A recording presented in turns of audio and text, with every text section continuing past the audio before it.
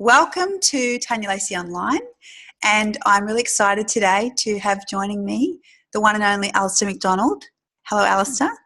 Thanks, Tanya. I appreciate being here, and it's great being reconnected as much as we are at the moment. Awesome. So Alister and I have been in each other's world for a few years now. It started with the personal development journey, and then we started to do some business together, and then you came on board in my team with our Intercept program, Intercept experiences, and facilitating in that. And then recently we started talking about your programs and the stuff that you're doing in your world, and I really wanted to talk today and share you with the community, in our discussion with the community, on the topic of agreements. So that was the basis of the discussion today. You up for a conversation about agreements? Absolutely, Tanya, and I very much appreciate you taking this time to have the conversation. Awesome. So what we would like to talk about with you guys in our community is the concept of, or the question, why is it that people find it difficult to keep their agreements, and the way that agreements happen in business and in life, personally and professionally, and how they can set us up for things going off the rails or things working out well. This is what the topic is today. So Alister, did you want to kick off with maybe your thoughts on what you've seen go well with agreements in business and relationships? Yeah, thanks, Tanya, and that's a great place to start. I love to focus on the positives all the time. I guess we don't live in a world where it's always that way, and sometimes it's appropriate to deal with some stuff that we don't love. In this case, though, yeah, I have a great story, and it's got many layers, and I could tell it for a long time. However, the short version is that I've been in business for nearly 20 years, or been in businesses for nearly 20 years that I've been involved in starting and managing and operating in, and so on. And during that time, I've had one business partner throughout. I've had other partners along the way, and maintain great connections with the vast majority of them. But that one relationship in particular has been so close and so deep and so powerful that I use it now, working as a coach myself. I use it as a basis for many conversations on partnership and on agreements. Mm-hmm. Awesome. I want to go to a place we talked about yesterday. You go as deeply or keep it as light as you want to.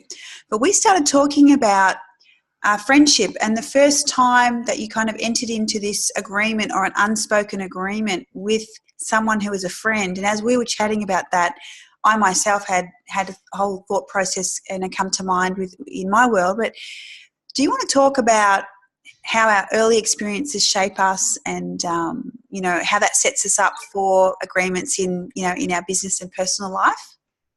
Absolutely. Thanks, Tanya. And just at this point, I hope it's okay. I just wanted to say that what I loved about the conversation yesterday was being reminded of your ability to help me, and I know everyone else, really draw on experiences that can help shed light on things now or help guide now. So that was a fantastic experience. Again, thank you for the compliment. So so when I thought back to the first agreement that I had, let's say conscious agreement that I had, that I could reflect on, and it was a friendship which is still alive today. So it's a good 40-year plus friendship. Okay. And really, as I was growing up, I always had a lot of connections, and I thought I had a lot of friends. I also had a lot of fights and a lot of disagreements. And so what I found was most of my relationships were quite volatile, let's say. Mm-hmm. Whereas this one was one of very few where it was very consistent, and, we were almost like brothers. We met at primary school. We lived on different sides of the creek, so not different sides of the track, but almost. And somehow though we came together and connected in a way where it felt like a genuine brotherhood. And this guy was a quieter guy and an only child and probably used to living in the world of adults. So at school, when it came to the fray, he wasn't always he didn't always go out and defend himself. physically. I was very good at that, and I found myself standing up for him at times. So some of my fights were actually defending him. Mm. And so I can see, again, with your help, I could see how that experience and that relationship, and I loved that relationship. I still love that relationship, and I can see how that set me up for future relationships of a similar nature. It's so subtle and so powerful. And I think this is where, if you take a slither of time now and you look at, okay, for all of us, myself, yourself, anyone listening to this, where we're at now and how the relationships around us work, and where the delta is, where the gap is around our expectations and then how the relationship's working. And then you bring to that, okay, your own experiences of relationships and what I call connectology, how deep that connection is. And even if it's a balanced connection, so for instance, you might have overinvested more than the other person, but in your brain, it's even, but in their brain it's not. And then you're bringing those experiences into your world today. And then all of a sudden, sometimes it works, sometimes it doesn't. And it's the invisible aspects of the relationship and the agreements shaped on things that have happened to us in our past that actually affect, how we move forward and the foundations that we create. And this is sort of a subtle but powerful distinction between the conscious and unconsciousness of agreement, right? Totally. And look, you nailed a lot of important things to me in what you said there. And the one that jumped out at me relates exactly to my own business partnership. Okay. So because my business partner and I have been able to make it work successfully for 20 years and without any major traumas, we've been challenged many times and we have gone head to head at times. In fact, we went to head recently in our largest business only last year, and it was the toughest experience we'd had like that. And you know what? In the middle of it all, we sat down together and we acknowledged our relationship, and we acknowledged that whatever our stance was at that moment in time, the relationship still came first. Mm-hmm. So the what would I call it? The opposite of that, basically. We took that belief into every other partnership or relationship we formed, and they rarely worked. Okay, interesting. Yeah. And they certainly never worked in the same way. Okay. And the thing that you suggested there was exactly what we determined, and that was that even though it hadn't been stated, there was an agreement. Mm-hmm. And we had an expectation on that agreement. The other party or parties had an expectation, and the two did not match. And even more strangely, in a way, I can think of one example where we felt like the other parties involved wanted more at the time. Later, we realized they wanted less, and the reason why they wanted less is because they didn't want as much responsibility as we thought they wanted. So there were so many assumptions for both parties, and ironically, that one ended up foul. We ended up in court. So. Okay, really interesting. So just listening to you, what I'm drawing out of that is unconscious expectation, stated expectation, like the stuff that's actually discussed, like the conscious dialogue, the conscious discussion versus what's not said. So there's what's said, there's what's not said. And we are talking about a very tangible world of business, yet the things that drive business are the intangibles. They're the thoughts, they're the emotions, they're the energy, the spirit, the ethos behind the agreement. And, I'm really wanting from this discussion to kind of bring all this to the surface, because I feel this is where your work is really powerful. You're helping people become aware of the agreements that glue their life together. Yeah, and that's a fantastic way of putting it. As always, Tanya, you put it better than I do. So, again, you're exactly right. We thought we were good guys going into a situation with a good heart and good expectations. And essentially our expectation was we are dealing with peers. We're dealing with people who are at our level, let's say. Mm-hmm. There's typically a very hierarchical view of the world when it comes to business. And we didn't want to build a business that way. We wanted to build a business where it was friends in business together, as we'd achieved. And so, again, we later realised that the other guys didn't feel they were at the same level as us. And unfortunately, because of the way the relationship ended, we never explored what the differences were. However, it became clear that they saw it a different way. And there were many levels where there was not agreement. And things like tolerance to risk and absolutely values play a massive, massive part in this. You know, most of the focus in business is on the tangibles. People are happy to talk about the dollars. Who's going to earn the dollars? Who's going to take the dollars? You know, who's going to do this job, that job, the other job? And so far, I've rarely had the conversation about real responsibility and about values and about core personal drivers. Mm-hmm.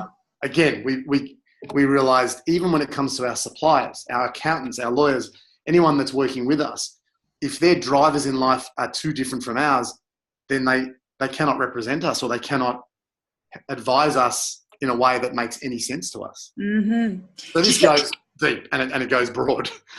Well, it's really interesting because you know that we have a saying at Intercept, you know, that language shapes culture. And here we're talking about stuff that people haven't got language for.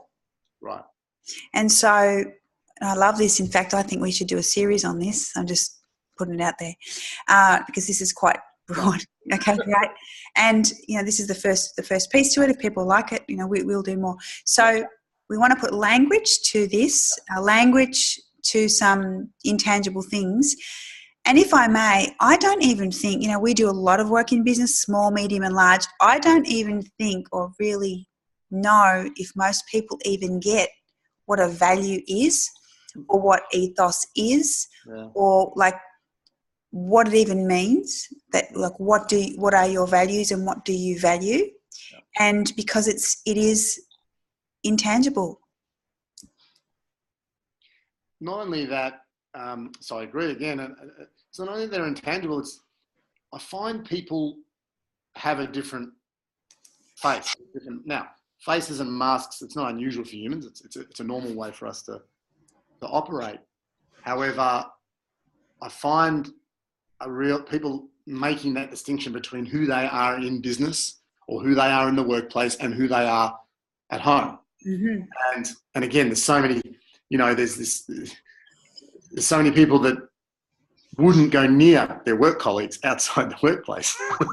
And yet, given the opportunity to go out and have a few drinks and be a bit silly, they'll do that. So there's all these, to me, strange perceptions of relationship that vary when we consider it personal versus when we consider it business. Mm-hmm. You're right. There's a lot of intangibles. And just one of the things when it comes to what you just said that actually bothers me, and it's certainly one of my drivers for talking about this, is that the law has a very clear language for all of this. Mm-hmm. And that language, it has words like agreement. It has words like reasonable. It has a whole lot of words that sound human and sound like they are there to achieve an outcome that's mutually beneficial. However, my experience with that language is that it's about control and it's about limiting and it's about directing rather than facilitating healthy relationships. Mm. And, you know, sometimes people will, like if we talk about money, okay, so money is an agreement. Money is, I do this for you, you will pay me this. And that is the agreement. But sometimes money can make us lazy because it's like, well, you know, you haven't paid me, but if the agreement wasn't set up properly in the first place, then sometimes there's a blockage in the thought process of the payer, or they feel that there was some shortfall in the delivery or the outcome wasn't achieved, so they might withhold the money and use that as the lever. But actually, because they didn't put the pre-work in and really set up the context and make sure that there was alignment before they, you know, jumped into the agreement, that in some respects money can kind of make us lazy, and I'm just looking for kind of the things that exist in society that we use to contain us, like the law and like money, and which can in some ways maybe even make us a bit lazy, because we just like, well, I'll buy you that, or I'll buy that.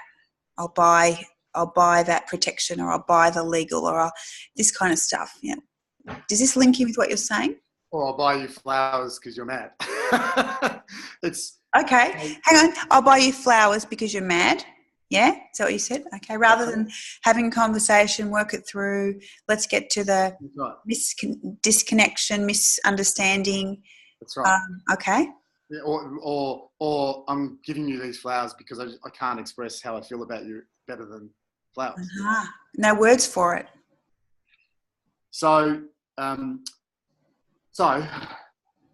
the concept that, and now I'm going to be frank, you came up with that concept, not me, and I love it, and it is very powerful. So the way I was thinking of money was, it's absolutely a tool of leverage. Okay. And so my belief is that we are all in business to express our love for other people. Okay. Service. Yeah, exactly. Okay. That is to me, that is the human driver. Our driver is to express love and to receive it. So give it, receive it. That's it.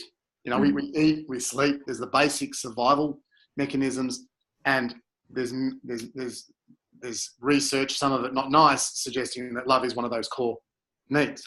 Mm-hmm. So I believe that expression is why any of us go into business. Mm-hmm. And so then absolutely, the money is just a way of now leveraging that and saying, well, okay, you're not going to give me back love, or the love you give me back is not going to feed me, so you're going to give me something that's abstracted from that idea instead. Okay. So it's abstract, it's leverage, and ironically, it becomes in itself a problem and the center of so many discussions and disagreements and arguments, and even though it's just a tool, it's just a facilitating tool. Okay. I don't know if I responded properly to what you were saying. No. Well, we've got about 3 or 4 concepts in there, right? Because we started talking about the law, and then I got the picture of a wall, and then we were talking about a few things, and I brought in money. So it's all relative. Okay, so I guess the theme of today is about agreements, and the conscious agreements, the unconscious agreements, the ones that we take for granted. And I think what we're saying is that money could potentially just be an agreement that we take for granted, and then if things go off the rails, we might bring the law in because we need the law to decide it. Yep. Interestingly, oftentimes people end up in mediation anyway, which if they'd done the conversation at the beginning, they wouldn't have ended up with mediation at the end, which is a rebalancer. And I think what we're saying is, if you put the time, effort and energy at the front end and make your agreements more conscious, that's where it's going to pay dividends, for want of a better term, for everyone. You're absolutely right, Tanya. And I want to be clear, I don't sit here, I'm sitting at the same level as you and as everybody else. I'm not sitting on some pedestal because I know all about it. Yeah. I've become aware of this because I've had so many unconscious agreements, and then as I became conscious, I started to break a lot of them. Okay. Or I was breaking them, and then I became conscious that I was breaking them. Okay. So let's go here. What are the signals to people that they're breaking an agreement? Well, I'm gonna tell you the first one, the one that I thought about today. So today I went back into the gym for the first time in a couple of weeks. Wow, congratulations.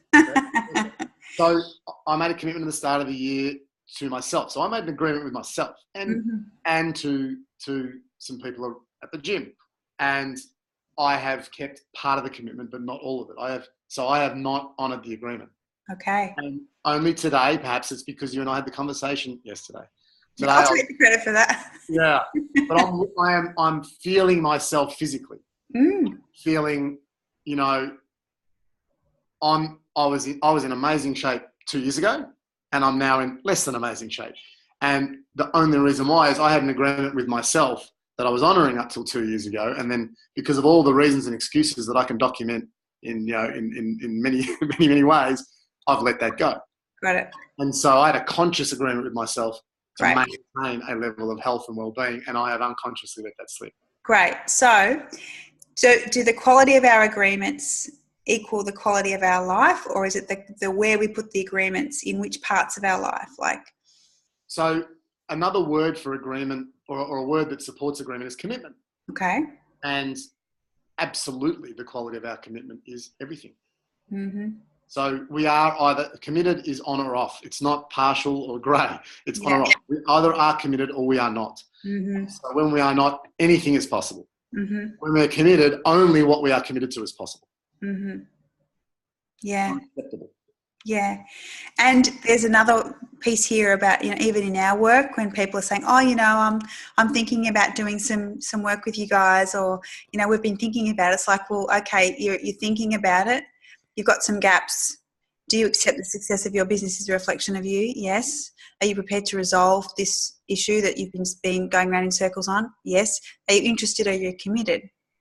Because if you're interested, we're not going to work with you. If you're committed, then we can know we can get a result. And it is about commitment. It is about commitment. And we say that. We want to work with people who are open and willing and committed.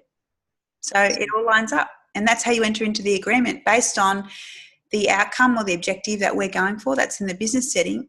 And then in life, I don't think that we consciously create.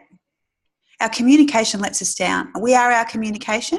Yep. And our communication lets us down. I don't think we're taught this at school, about agreements and about clear communication. No way. No, I mean, that's a great acknowledgement. I feel like what we're taught at school is compliance. In fact, I've got a daughter that gets in trouble now because every adult that she speaks to, other than me, hears the word compliance too much. And ironically, it bothers them that a 14-year-old is telling them that she's not into compliance. Oh my goodness me. Yeah. So, but that's what this education system is there to teach. Now, it's there to teach skills. Yeah. It's numeracy, literacy. There's social aspects to it, of course. So there's some valuable skills there, absolutely. Mm-hmm. However, there's also a framework of compliance. There's a framework of you becoming what society expects you to become, delivering on society's expectations of you. And I'm not alone. I would say I'm a common case of someone that was capable at school, and my own responsibility. I failed in my own responsibility to find my own interest, my own passion there. Okay. So I took a negative attitude and reacted to it. Mm-hmm. And all that was ever really done was to attempt to bring me back into line. And because my attitude was a strong attitude, they were trying to work with me. They were trying to cajole me into it. Try. And yeah, well, they tried, because in my guts it felt wrong. It just felt wrong. Mm-hmm. And I couldn't explain. I didn't have the language to explain. I didn't take it upon myself to learn that. It took me a long time, and people like you to wake me up to these things. So I don't want to bag school. No. Because it serves a massive purpose, and there's so much evidence that the higher the levels of education, then the higher the quality of life. So not saying that. It's just there are some fundamentals like that I'm missing. Mm-hmm. And ironically, I've got a friend with a daughter that appears exactly like I was. So a 14-year-old girl that's like I was is quite scary to me, I've got to say. And so I sit there and think, well, what is it? What is it that's bothering her? And I think, well, okay, she's intelligent, she's strong-willed, she wants her independence. And so all I feel she needs is a clear agreement with the people around her about what is expected of her, what she can expect from those around her, and an agreement that of how any let's call it failure is dealt with, or how any you've probably got a better word, Tanya. So falling short of the agreement, or not meeting the agreement? Is that what you mean? That's the way to put it. Okay. So when things aren't met. Yeah, that's right. Okay. That's right. You meet it or you don't meet it. And here's what happens here's the consequences of not meeting the agreement. Here's the consequences. And this, I think, is a big thing that's missing, not just with children at school, but in the workplace. Not only here are the consequences, but so I'm an employer. I'm not an employee. Again, my attitude in life meant I was never going to be anyone's employee. Mm-hmm. So as an employer, I don't want people to feel like I'm there to direct them, because I don't like that feeling. Okay. And so if someone's falling short of the agreement, then that's a signal to me that there's something wrong with the agreement. There's nothing wrong with that person. There's nothing wrong with me. There's something wrong with the agreement. Okay. And so we need to rework the agreement. Right. And the communication around the agreement, the language around the agreement. Yeah. Okay, got it. And another powerful concept, and this was taught to me around the time we met, and that is the idea of consciously decommitting from agreements. Okay, interesting one. All right. Let's talk about that. It's powerful. Like that was such an eye-opener to me, because I was a rebel. You know, Okay. you don't consciously decommit, you consciously cause trouble. Okay. An agreement, right? But all of a sudden, I was starting to learn the idea of responsibility, Mm-hmm. you know, and particularly my own responsibility for me and for everything in my life. And so that concept of, again, when any agreement's not working, I've got three choices essentially, and one is to decommit totally. Mm-hmm. So let's just take myself out of the situation. Another choice is to recommit to the same agreement. Yeah. Okay? I looked at that agreement. Like going to the gym. Like going to the gym. We do that. We do that every 1st of January, don't we? An annual recommitment. And then, so I got smart. I do mine in December. I don't do it like everyone else. So, and then there's the idea of reviewing the whole situation and then setting a new commitment, you know? Mm-hmm. So I guess they're the three options I see. Mm-hmm. And you're absolutely right. Consciousness and communication and absolutely clear language, those sorts of things are critical then. Yeah, I love all that. I jotted those down, by the way. And right. The one in here, so let's go with you're ready to decommit or renegotiate or decommit. I feel that there is a human way, and you know, you can talk about a hard thing in a soft way. You can handle a tough thing, a brutal thing in an okay way, where you're not smashing people. You might be smashing the agreement. You have to smash the people. Yeah. And that's a concept called dissolving. And, you know, we talk about that at Intercept, dissolving emotional attachments that limit us. Dissolving it. So allowing there to be a process of decommissioning the agreement rather than it just being like a cut and a chop and and I think this is the reason that so many relationships end in a dramatic way, because we were not taught the communication of really expressing what's going on for ourselves, the little mini agreements along the way that aren't being met, or the expectations. And I know myself, I mean, I'm in my second marriage. That's exactly what happened with my first marriage. I had all these, fantasies and expectations of what it would be like, including having children. That was on my end. But before we got married, we didn't sit down and have a conversation and say, okay, so what's the plan about kids, and get aligned on that. Like that, I didn't have the skills back then to have that discussion. And so there were a lot of assumptions made. We went into the relationship, and then, you're waiting and then, it didn't happen. So from me, I ended up, my immaturity at the time or whatever it was, I ended up, for a whole host of other reasons and things that happened, but it ended up being really a cut and a chop, and he ended up being in shock at the suddenness of my complaint. So I think I was complaining at the time because I knew that my end of my bargain wasn't being met, but in reality, we had not had an open agreement about that aspect of our relationship. It wasn't a conscious agreement. And I can, I've got a parallel myself. So, I had a relationship in the end for 25 years, and you were more advanced than I was, Tanya, because we did talk about some things and I actually didn't like what I was hearing, and yet I still went into the agreement. Okay. And so I had signals, and I'm presuming that the other party had signals too. So I had signals that I chose to ignore to make it work, to do the right thing. Okay. So that's that's an error. Like that's just not going to help anybody. And then of course what I decided on the back of that was that compromise was the art of a successful relationship. So I've accepted things that weren't right for me, and then I had to compromise who I was, what I wanted, how I wanted to do things to make that work. And that's all my responsibility. And what I can say is it takes more and more and more energy, and there's less and less satisfaction. There's more and more disgruntlement that comes out of all of that. I like that. That's a word, disgruntlement. It is. We can put that down. I picked up two things, if I may. Sure. We've been chatting about this is compromise. Does it really work? And also, what is the right thing? And, I grew up in a Catholic environment, went to Catholic school, had all the Catholicism world, and then I ended up getting married in a fishing club, not in a church, on my 21st birthday in a red dress.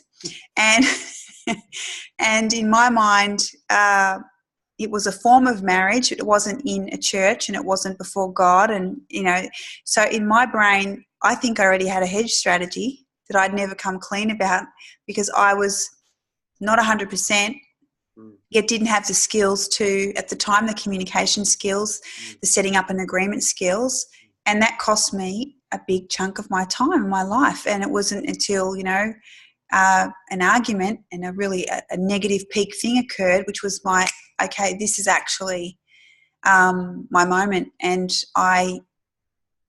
he was at work, and I negotiated. If only I'd used the same negotiating skills with him, but I was over it by then. But I actually negotiated with the next door neighbour to take all my stuff from the house, pop it in their garage, close the garage, hopped in my car and headed down to Melbourne. And then he was calling me, "Where are you?" And I'm like, I'm going back to Melbourne. I'm leaving you.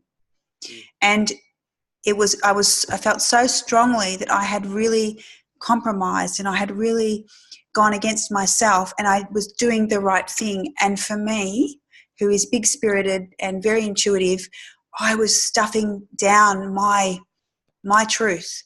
And I ended up getting very, very sick as a result of that. And my body was doing crazy things, and it was like, no, this is not right. My body was screaming at me.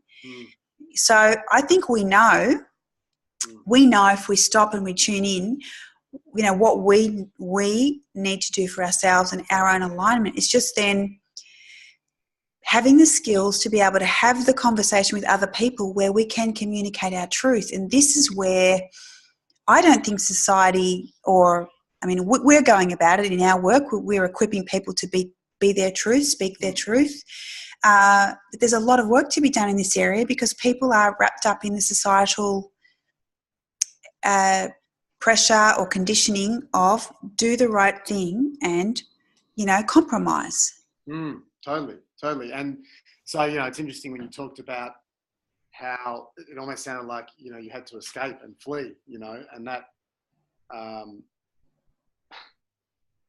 I'm sure he wouldn't see it like that if he watches his back over. But at that time, that I jumped out of a moving car at one point. Well, and that's running away from, what we all expect to be a nurturing, loving, constructive situation. It's just, there's a whole other set of conversations. Oh yeah, I think that's in the series. So that's good.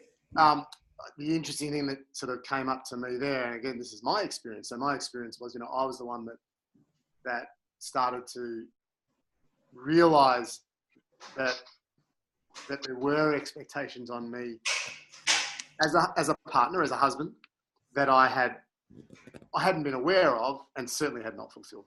Mm-hmm. And so I went about learning to fulfill those better, and through that process realised that wasn't really who I was anyway. So again, I had committed to something that I had no idea I was committing to, and no idea what it even was. Mm-hmm. And the more I realised what I committed to and what it was, the more I realised it wasn't who I am. Mm-hmm. And I hadn't suddenly become a bad person or anything else. It's just the realisation and acceptance of who I really was. And the amount of compromise, and I think it's both ways in my situation. The amount of compromise meant that even though I felt I gave it a go, there was just no bridge left to build. Okay. Everything had been twisted or destroyed completely. And so, all of a sudden we've gone from this deep,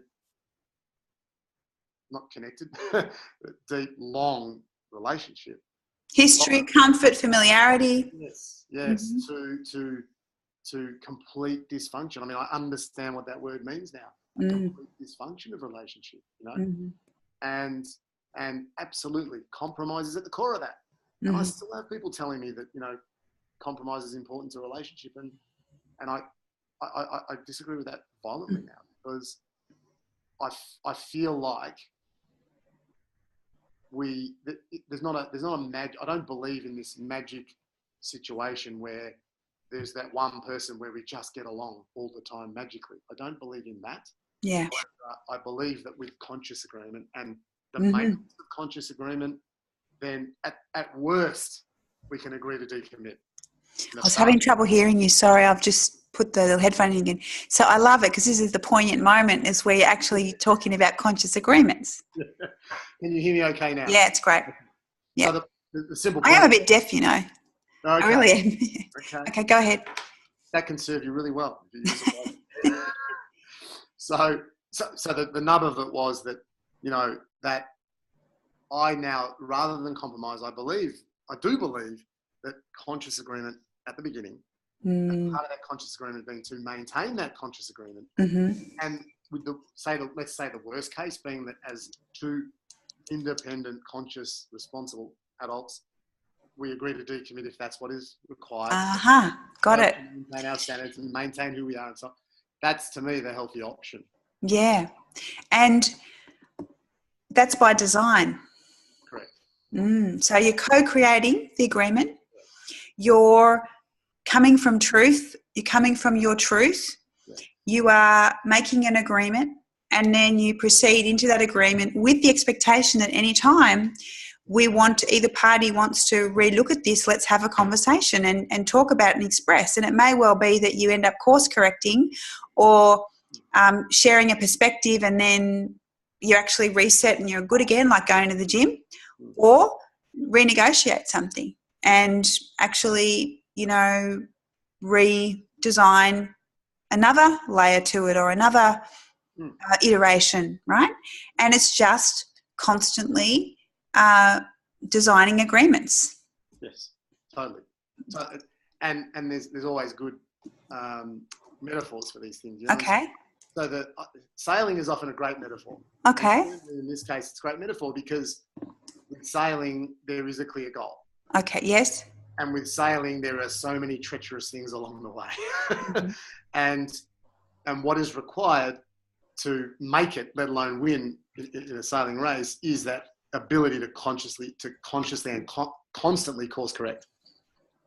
So there is no way you're just going to sit there in a straight line and rely on everything to just work. And so course correction, consciously being prepared to come together, you know, as a crew when there is a problem that appears bigger than, you know, than anyone can master, pulling together, pooling resources, all of these things serve us in any relationship, I believe. That's so interesting. You know what? I think we could keep talking about this. So let's have an agreement to talk about conscious agreements. Okay. Do I have your agreement? You have my agreement. That's super. I love it. I think today we've achieved opening up the topic of conscious agreements, the distinction between conscious and unconscious agreements. And I guess really it's a happiness and positivity factor too, because if you're fulfilled, most likely all your conscious agreements in your life are working well. And when you're irritated, or when, you know, you've had something bother you, or there's something out of whack, rest assured, one of the agreements or the relationships, you know, isn't working. And so that's a signal, it's feedback from life to say, hey, you're out of alignment. And this is an opportunity to go back and reset, retweak, negotiate, communicate. Yeah. And that, you know, just and I appreciate you, Tanya, for keeping an eye on the time, as you always do, because I know we can go forever. The thing I'd love to finish on there is that, you know, I realised after, you know, so certainly hitting middle age, that I'd been largely unconscious, and that includes family, friends, career, you know, which has all been self-directed. And so I now am consciously visiting all of those things, and you know, I'm doing my best not to feel there's something wrong with me or anyone else in the equation. There's now a mismatch of expectations. And I say this because I understand the pain that can be there when we feel that someone's at fault. Mm-hmm. And it's not about fault. It's nothing No. about fault. And in fact, you've got a fantastic saying that I often quote. Okay. And that is along the lines of now, let me get it right. All right, I'll say the second bit. You can tell us the first bit. The end is the non-vibrational match. Got it. I'm going to take these headphones out. Okay. There is no such thing as rejection, only non-vibrational. Absolutely. There's no such thing as rejection, only a non-vibrational match. And what can happen is, I think you go into an agreement, and at that point in time, you have a meeting of mind, heart, body, soul. There's connectology, my word, they're working. And then you grow. You go through life, the undulations of life, and then something shifts. Now, what that can happen too, I think, is mood. So, things are going well, you're in a great mood, and all of a sudden this other person's not. They drop away. On our mood elevator from influential leadership, that model, your moods are misaligned. You're not on the same vibrational frequency. You're not on the same level. And you're not necessarily rejecting this person. It's just you're on a different level. So what are the choices? You drop, and you drop the quality of your life, and you spiral down and you get into a death spiral, or you invite the person up. And this is where the opportunity to recalibrate comes in, and not everyone wants to do it. They're happy in their misery. They're happy in their fear, uncertainty, doubt, complaining, bitching and belly aching, and they're used to getting attention from that. And they get attention and love mixed up. We get into that conversation that they stay here to do the drama.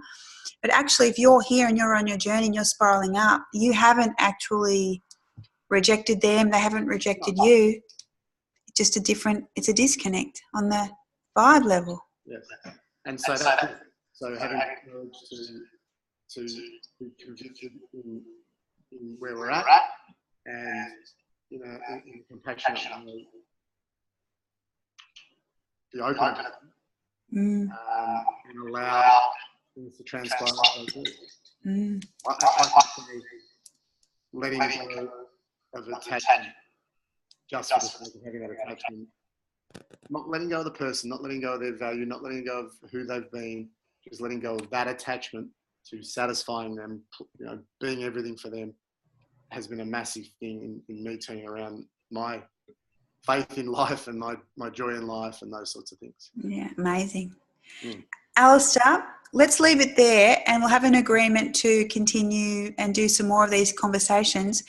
When I upload this, I'm going to leave the comments open. So if people who find this and watch this, if they've got questions or anything, they could perhaps post them. Right. And then we'll do it also, we'll pop it up on Facebook. Right. You can push it out and I can push it out. And then from there, people who find it and locate it, I'll have it somewhere sitting with Tanya Lacey Online or Tanya Lacey Community, and you can pop it in your Alister McDonald world, and then we'll do some more. Wonderful. Let it naturally unfold, rather than try to preempt everything about it. Is that okay with you? Absolutely. Okay, good. Okay, good. Well, Alister, thank you for joining me on the little platform here, and I really enjoyed our conversation. Signing off, and I'll put some links in below for where you can find Alister and myself and the Intercept experience and our respective paths and worlds that we each have, as well as the stuff we have together. Thanks for watching, and please follow the rest of the series as it unfolds and we all create it together. Thank you, Tanya. See you soon. Bye.